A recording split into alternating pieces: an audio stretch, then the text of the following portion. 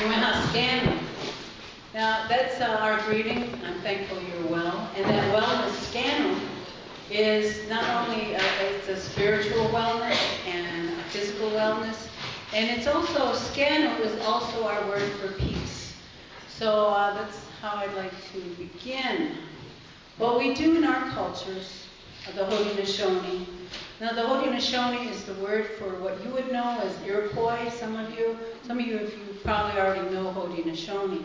The Haudenosaunee is our word for ourselves as our confederacy. The confederacy is the Mohawks, Oneidas, Onondagas, Senecas, and Cayugas. And in 1722, we brought Tuscarora under our wing, so that's who we are. In our culture, we start with an opening address. That address is to all parts of creation that are doing their duty today. And they are entities, which is with a spiritual being that we can give thanks to. So it's an address. I think some people want to call it a prayer, but it's an address. A prayer, they call it that because it's thoughtfully done and one with great respect. But what it is a thanksgiving to those parts of creation. We begin first with the people. I'm going to go through it real quick because we don't have much time. Go through the people, Mother Earth, the waters, the foods, the berries, the medicines, the four-legged animals that run about the earth, the trees, the birds, the winds, the thunders, the sun, the moon, right up to the stars. Wow. This is impressive. Somebody better do something.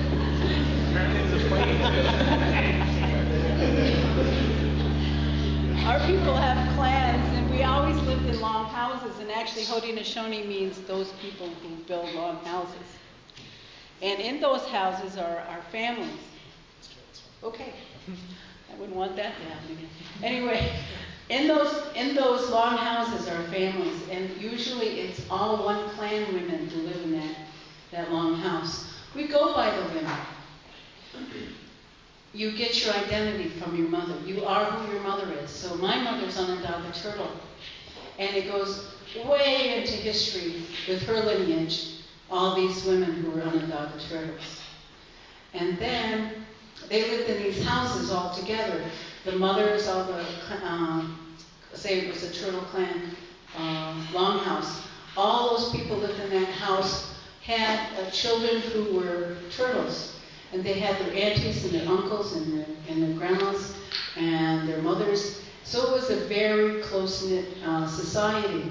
And within that place, people took care of one another. So you didn't need nursing homes, and you didn't need SSI or anything like that. You took care of one another. And if I'm a turtle and I travel over to Seneca Land, there are turtles over there, and I can go to that place, and they would receive me as a family because we were all related, all as turtles. So I'll go on from there. This is the longhouse at Onondaga, and it's where we would have our grand council, where all those nations would get together and meet as one. And also it's where Onondaga Nation Council meets and councils for the people. It is also where we have our cultural ceremonies, where we come together and give thanks in a ceremonial way. We have clan mothers, we have faith keepers, and those faith keepers have that duty to give thanks because that is our duty, to give thanks as human beings. Now, if you look at all of what creation gives, we have the water, we have the sun, we have the moon, we have the forests and all that it gives. We have all those parts of creation, and they give many things that we benefit from. But what the humans give to this earth that the other parts can't live without. Actually, all we are is consumers. We use it. We drink the water. We enjoy the sunlight. We enjoy the fact that Mother Moon is up there, and Grandmother Moon is up there guiding the tides and guiding the women so there might be new life. We enjoy the fact We enjoy all these things. We're consumers. So Creator gave us that duty to give thanks. And so many of our ceremonies that we have are those that give thanks to the parts of creation. And we have faith keepers in our clans, women and men, who have that duty to continue on with these ancient ceremonies, and they continue on today. This, the Confederacy spans over, this whole area, and the Mohawks were over towards Albany, then Oneida, and then Onondaga, and then the Cubas and the Senecas were at the western door. And we all worked together as one. Now, just for intro, I want to go over a very important story, a true story of our people, and that is the peacemaker's journey. Now, originally, in the beginning of time, all our peoples, all color people, all our peoples were given good ways to be and good ways to give thanks and message of being loving and caring to one another.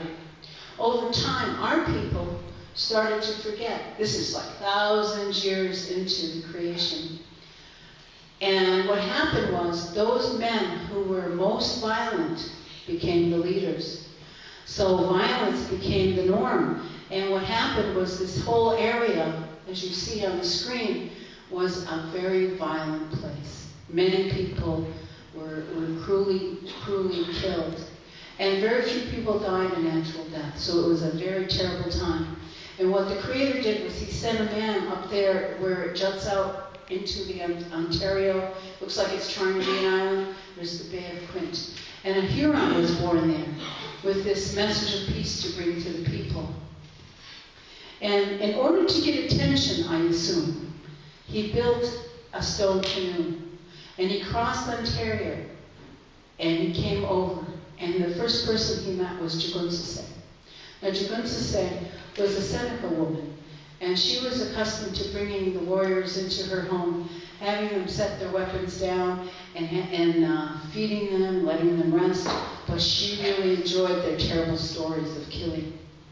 It was almost like these slasher movies, people go and they just really enjoy watching these poor people get mutilated, So, the peacemaker helped realize that this would not, help bring peace.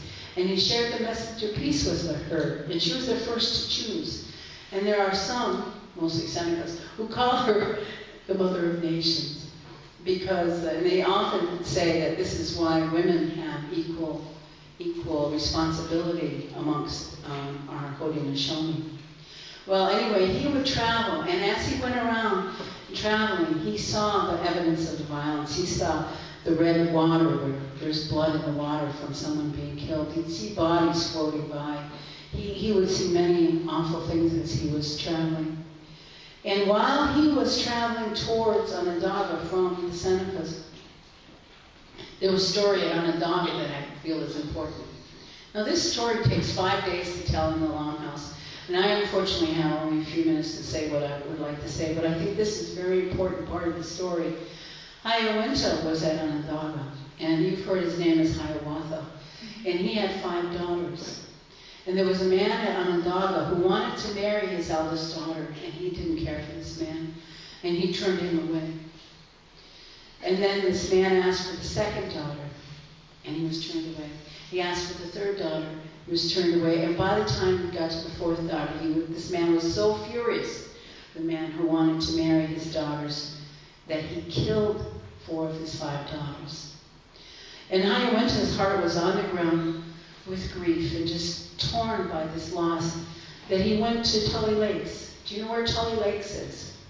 Just south of Tully there, just to the west of Tully, there's 5 little lakes. He went there and he went into the woods. And he thought about how he was as a human being in grief. And he started making little wampum strings, little strings of beads. And one would represent how his throat closed up and he could hardly speak. He made another for how his eyes were swollen and he could hardly see, he couldn't see clearly. He made one for his ears where he couldn't hear he didn't hear what was going on around him. He didn't hear the birds singing in the trees. He was closed off. Well, he made 14 of these wampums, all about how he was a human in grief. And one day, a peacemaker came along, and Hiawatha was reviewing each part of how he was. And the peacemaker was moved with great compassion. And he came to him, and he took the first wampum, and he went to him, and he gave him a beautiful cup of clear water to drink, and he asked the Creator to open his throat so he might speak again. And then he went to him with a feather, a soft feather, and he cleared his ears, and he asked the Creator to open his hearing so he might hear everything going around him again. Then he went to him with a soft doe skin, and he wiped his eyes, and he asked the Creator to open his sight so he might see all around him again. And he went through all these 14 wampums, and he stood him up at the end, and Hiawatha was well. He could carry a good mind. He no longer had that anger in him that could make him want to commit revenge. And he had a good mind, that scandal I spoke of at the beginning. He was so well that the peacemaker asked him to come along. And he went with him to carry the message of peace to the Mohawks, to the Oneidas, to the Cayugas and the Senecas. And finally, there was a point where they could come, all these nations. As he brought this message of peace, he set up peace chiefs. And they are the chiefs that we have in our Confederacy today. And as he did this, there was one more story I can't tell the moment, there's not enough time, but finally he came to Onondaga, and Onondaga was brought into the peace. And he went to the shores of Onondaga Lake, and there he had the warriors uplift a great white pine tree. And under it was this gaping hole, and there was water running through it. He had them put their weapons under that tree, and they brought that tree back up. So they would continue on in peace. And this message of peace is simple. First, and it's hard to do though, first is that peace is active. You have to have respect. You have to work at it. So we have lots of protocols to follow to keep that peace going. The second is there should be equity. We should all share the food. We should all share what there is so that there might be enough for all. And then the third was a reminder that we all have good minds to use. They almost forgot this because they were so violent. And that we have a choice each day to follow our good mind. And as you go along, you'd never get to the store to buy a pistol to kill someone. Because you know it's to kill somebody. What else is a pistol for, right? You wouldn't get there because you know the purpose of that pistol is to kill. So this good-mindedness would be used not only about individuals, but they would be used by the leadership. So this great white pine became our symbol of peace, our great tree of peace. And underneath would be 4 white roots where this message would go out to the world. Underneath would be the weapons, and up above would be the eagle. And he would cry out when danger came towards the tree. And so our nations would sit under this tree in our state of peace. And that eagle represents those people with sight who could warn us of danger coming towards the tree. Now, today we want to talk about the Tulo Wampum. It began when we started working with the Mohawks realized there were people coming from Europe and were coming, and obviously didn't look like they were leaving. So we decided we needed an agreement with them. And this Tulo, the background is white, and it represents the river of life. And one purple line represents our canoe and all that we have in it, our medicine ceremonies, all our other ceremonies, our languages, our teachings, and then the other would, in our government, and on the other would be the ships of the other people and all that they have and all their culture. We would go through the river of life in peace as brothers. And this wampum we brought out every time someone new came into our territories. We'd bring it out for the English, we would bring it out for the Dutch, we'd bring it out for the French and the Germans. Each one we would bring it out in our leadership would remind them.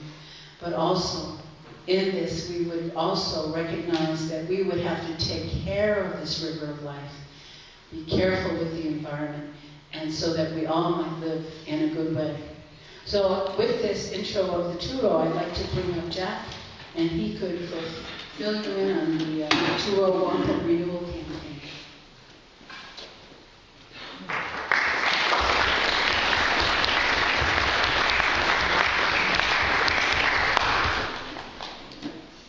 So one of the things that we're doing in this campaign is asking the question, what would our lives be like? What would our government be like if, for example, as Freida mentioned, that at the beginning of every legislative session or every time people got together to try to make decisions, that the first thing that they would do, before they talk about anything else, would be to put their minds together as one. I know how hard that is for us. Put our minds together as one and give greetings and thanks and love and respect to the earth, to the plants, to the animals, to the wind, all the things that Freida went through. It would really be a very different world. As Freida also talked about the story of the Great Law of Peace. And the Europeans that came here at that time, this year we're commemorating the 400th anniversary of the arrival of the Europeans to the shore and an agreement that they made with the native peoples here, called the Turo Wampum. And there's going to be a lot more information out at your lunchtime and a place to sign up if you want to learn more and perhaps get involved more. And I'll tell you a little bit about what we're doing. But the Europeans came from a place where they too had been slaughtering each other.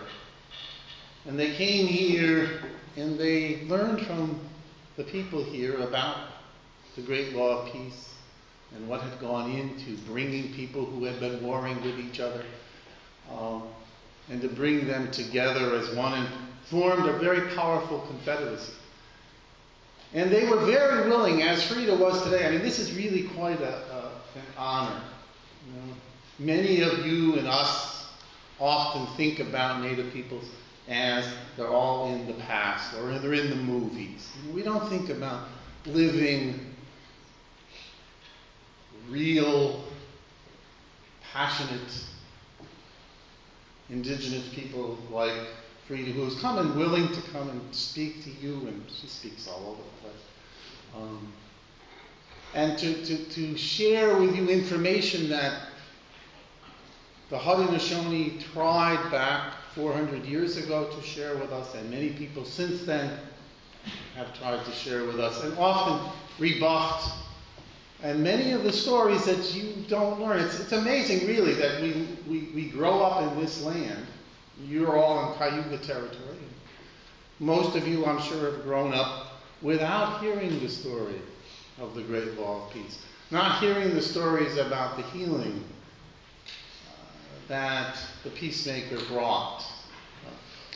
And the fact that people are willing today to continue after 400 years, the tremendous resilience, survival after the attempted genocide of Native peoples on this land, that they're still here, they're still carrying out their duties to give thanks, to teach.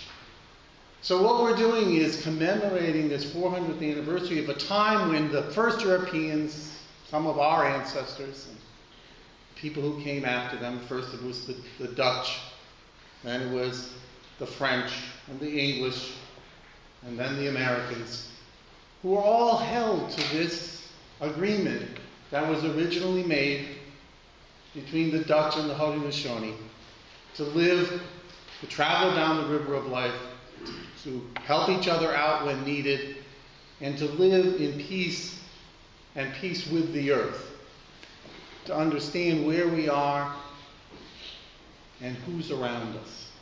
So this is really a calling to all of us, and I teach at the environmental school, the SUNY College of Environmental Science and Forestry, and we're right by Onondaga Lake. Onondaga Lake is this place where the story occurred, where the peacemaker brought the warring nations together and they buried their weapons of war.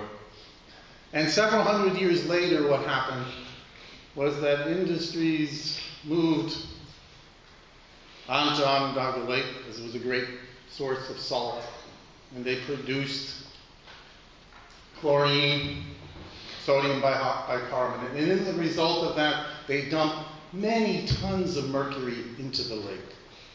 And the city dumped many tons of sewage into the lake. It's a rather small lake, it's a sacred lake. And it's very symbolic. And it's also symbolic that now, after all these years, the cleanup is really underway. And the Onondaga people have led in making sure that that happens. They've continued to do their side of the two-row wampum. So what we're asking this year is for all of us, and that includes you, to remember this agreement that we made.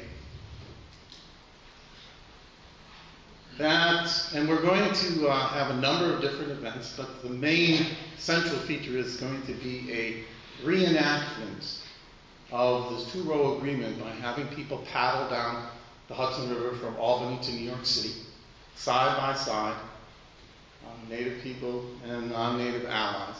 And we're going to end up at the United Nations to link this first treaty with something called the UN Declaration, United Nations Declaration on the Rights of Indigenous Peoples. My guess is that you've probably not learned much about that either.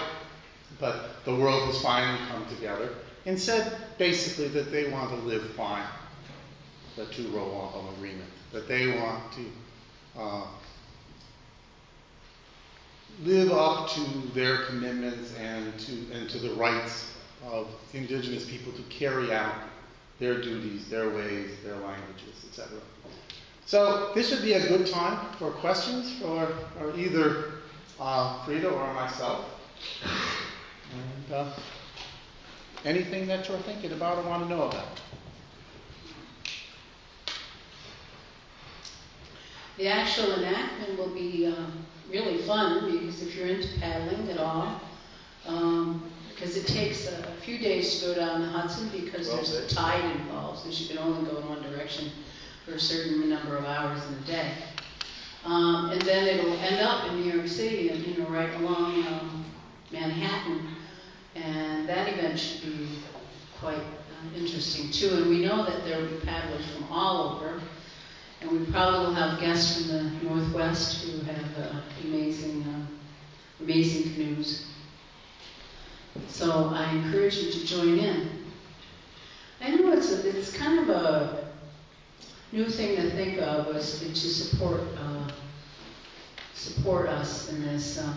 But it really was a good idea, this kind of agreement between two different nations who didn't know much about each other, to respect one another and to work together in the same place. Yes? If a student is interested, what are the dates actually of the paddling? It's July 28th to August 10th, August 9th. August 9th is the gathering. And people can come for parts at that time.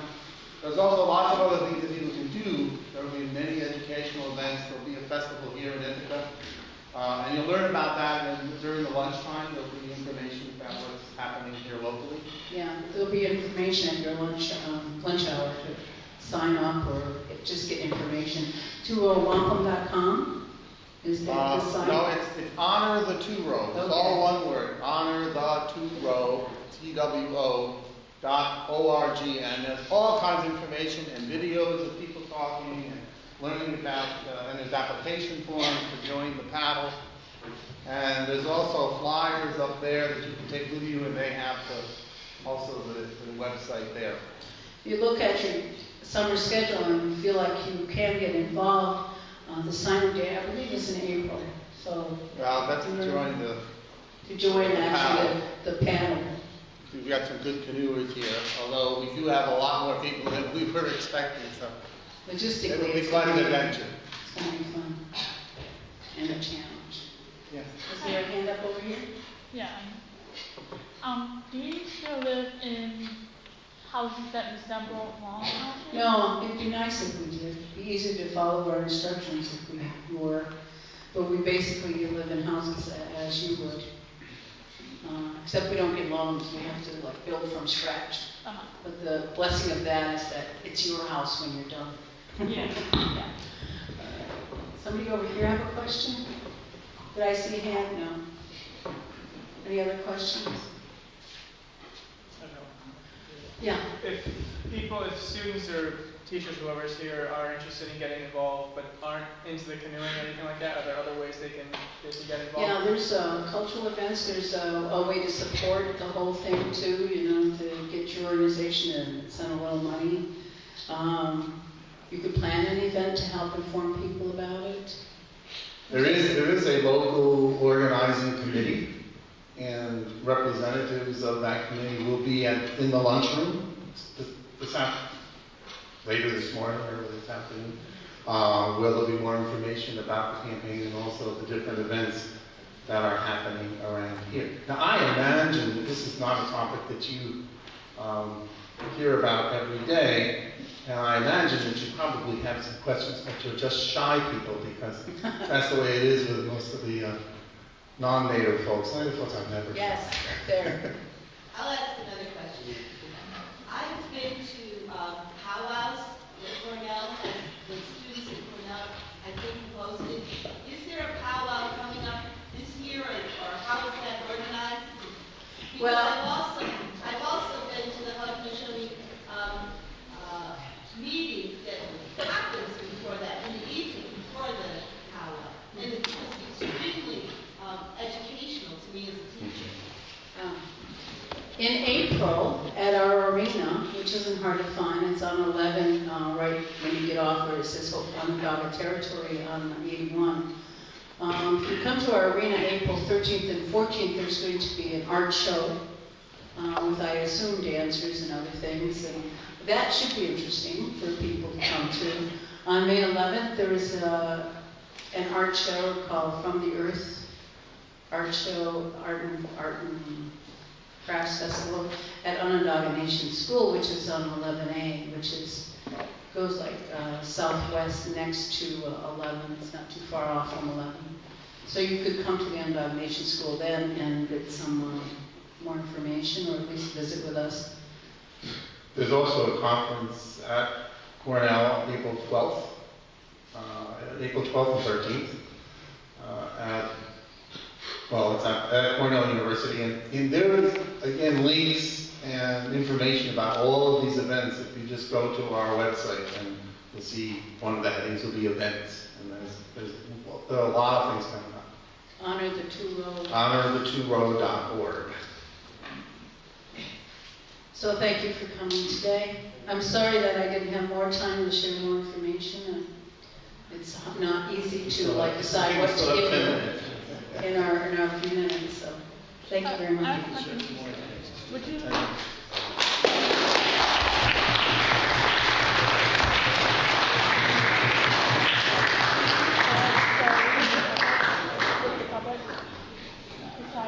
Outside people in the crowd. What the story that you were talking about earlier? Do we share it with everyone? Yeah. Is that the one? Outside. Let's see, our story of the peacemaker. Right now, there are some books that cover it, and then every so often there's someone like me who goes out and speaks about it. It's very difficult to do it as it is in the Longhouse because it's done in our languages and it's done every day for 5 days. So that's very difficult for most folks to join in on. And at the Longhouse. Our Longhouse centers are not open to the public, and that's because of abuse in the past. We've had difficulties with folks from other cultures who come in and really don't know how to respect our ways. So we've been closed in terms of ceremonies. But every so often you'll find an event that's out there that's open to the public, and I encourage you to get to some of these. Another place to check out is Ganajohaleke, which is over near Canajahari. And Canajahari is the Americanized word for Ganajohaleke, which is over, let's see, on Route 5. You go to Canajahari and come up to the corner and in Canajahari and go up to Route 5, which is on the other side of the river. That's the Mohawk River. And you go to the right, which is east, for about 5 miles, and there you have Ganajohaleke. They have an event at the end of June. Usually the last weekend in June, they have an event where they're open to the public, and they have all kinds of people. But they also have a wonderful elder there named Tom Porter. You can find him on, whatever it is, what's it called? YouTube. If you go on YouTube and you put Tom Porter in there, P-O-R-T-E-R, his Indian name is Sakapanuquas, so that's why it's Tom Porter's in there. And he tells and does a lot of teachings on YouTube that someone captured and put there. And he had no clue that happened, but it's pretty good information. So that's another way you can learn about Haudenosaunee people. He's a Mohawk man, but we all share the story of peace that I just told, even though I only could tell a little bit of it. You could also, it's very useful to go to the website of the Onondaga Nation. There's a ton of information there. OnondagaNation.org. Very accessible. And it's one of our Onondaganation.org. A lot of information about the story, about the culture, about the language, about indigenous rights. It's interesting this how the UN came to this indigenous rights decision. It took our people and lots of people from Onondaga, people from the Haudenosaunee, working at the UN to convince them that there needed to be a rights for indigenous people.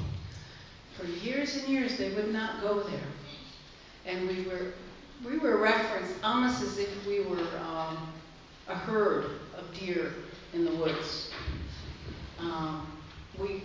They would not include us in the human rights for some reason. And so we really had to work a very long time. It took 30 years for them to convince them that indigenous people have rights. And that brings us to another whole topic, and that is the doctrine of discovery. The doctrine of discovery basically came out of the Popal Bill, and Popal Bull, B-U-L-L, that was done in 1493, I believe, and it was a declaration for the different Catholic people, the different Christian people, to go out and discover new lands, and that they should capture these lands, and that they should enslave and do whatever they wanted with the people there. If they were not Christian, of course they were not Christian, the people they found. And sometimes they would read them a declaration in Italian or something, and then the people didn't have a clue what they were saying, and if they disagreed, it just didn't matter. And they would call the land terra nullis, empty land. And basically the bull gave them the right to capture the land, to claim it for the different countries in Europe. So that all began. And so, but it was the beginning of this idea that we weren't important, nothing what we knew or did was important, and that we weren't somebody to learn from, we weren't somebody to pay attention to, and disagreement wasn't something they had to follow, and all those kinds of things. It kind of just all followed through in how people looked and thought about us. And it's also important to remember that even though this seems like ancient history, like the story of the April Bowl, it's very much alive today. And in fact, the most recent Supreme Court decisions about indigenous rights, used as the precedent when they're making a decision, 1840 decision, which was, and the argument for that decision was based on the right of discovery. In other words, if you come to a land where there are non-Christian people, basically that means there are no people there, and you have a right to take that land. And that's the land that we live in today. Now, it doesn't mean that we need to feel bad about it, but it does mean to recognize what happened and to make a decision that you, as an individual, can actually help make it right. And when the United Nations debated the UN Declaration on the Rights of Indigenous Peoples, of the 185 nations that voted, only 4 voted no. Originally, the United States, Canada, Australia, and New Zealand. Of course, these are also places that have very active living indigenous peoples. Yes, this reference he had to the court, Supreme Court, it was Ginsburg who made reference, in her first footnote was about this doctrine and this way of looking at us. And this was in 2005. So, why do we bring up this ancient history? It's not ancient. It's still part of Indian law within the United States. And we're really the only group that has this kind of law that doesn't make sense. They tell you that religion and law are supposed to be separate, but here's where it comes together. And for some reason it still sticks. And I know it's probably economics that makes people stick to it. And even when we went with our land rights action, our land rights action was not about claiming the land and moving in on it and moving people. It wasn't about that at all. It was to help make people realize that we all live on this land together, much like the Turo. We all live on this together. Let's clean it up. We sued 5 different business places to clean things up. The lake, the gravel pit in Tully, other places. And we said, let's clean it up so we all might live here in peace and be well and healthy. And that's what our land rights action was. That's why we called it a land rights action and not a land rights claim. Although the papers would call it that all the time and imply many times that we would just take over the land and run people out. So anyway, we did not get very far with that, obviously. But the point here is that, we need to take care of the land. That's why the Turos were coming out, so that we might get this over to people. We will all suffer if things don't get better.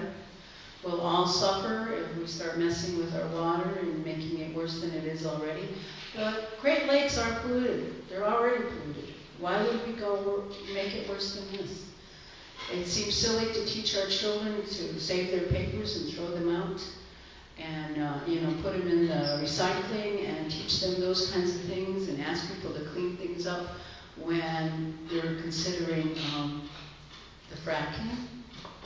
And, I could do a whole talk about that. You're welcome to invite me back for that. Because there's many levels where it can be very dangerous because they're involving great amounts of water and polluting it so it cannot be cleaned again. It could be, but they're not going to because it's extremely expensive.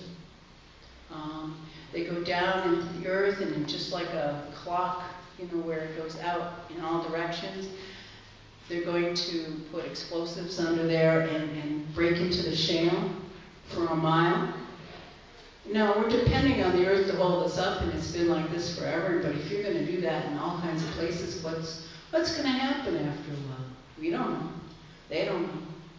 They're not often looking towards the future and what could possibly happen with the different effects of these things.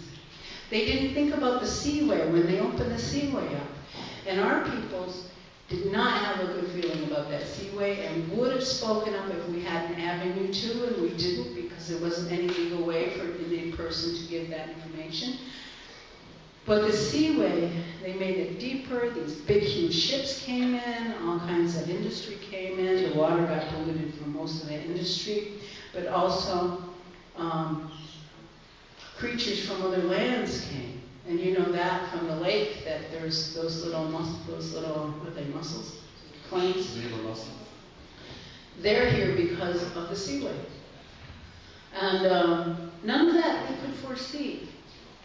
So messing with the water, messing with all of this, there's no place to put it. What are they going to do with it? They want to put it through cities as if that would take enough out to not pollute the Great Lakes even worse, because it'll all end up there. Why would you do that? Why would you do that to your future children, your grandchildren, your great-grandchildren? You wouldn't. We all need the water. We're lucky we're here, where there's 25% of the natural fresh water. 25% of it's on this northeast part of America. Why would we mess with that? When the world, there's countries, whole countries, who hardly have any fresh water. So, okay, that's my opinion. So when the Europeans arrived here and they made this agreement, one of the things, the Dutch wrote it down on parchment paper. And the Haudenosaunee wove this belt. That is the way that they kept their records. And they said at the time that, years from now, your paper will have disintegrated, and we will still have our belt. And that belt is still there. And we'll be carrying replicas of that belt with us as we travel down the Hudson River. This is a very historic moment when the descendants of the Europeans and other people who came to this land that was Haudenosaunee land have made a decision to go back to that agreement. And we don't know, and won't know probably for another 7 generations, what the effects will be of what we do this year. I'm pretty convinced that it's going to have a very positive effect on the world. So thank you for letting us come today.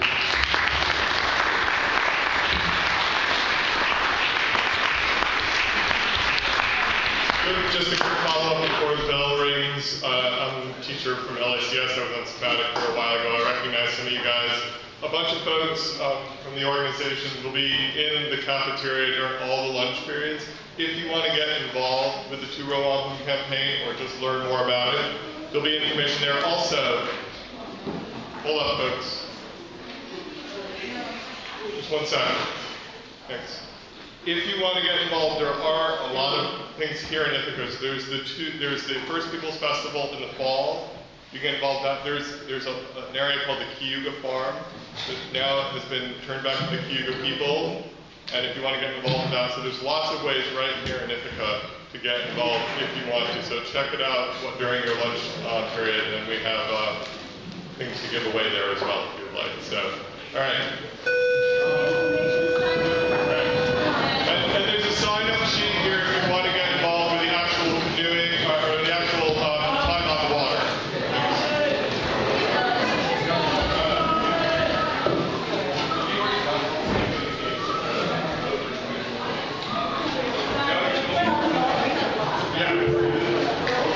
Austin Malone, Michael Stern, Tenzin Danville, Gia Long, Isaiah Hamilton, Mark Colbert Brana, Valen Hallett to the main office.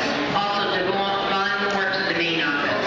China Mitchell and Ryan Nicholson to student services.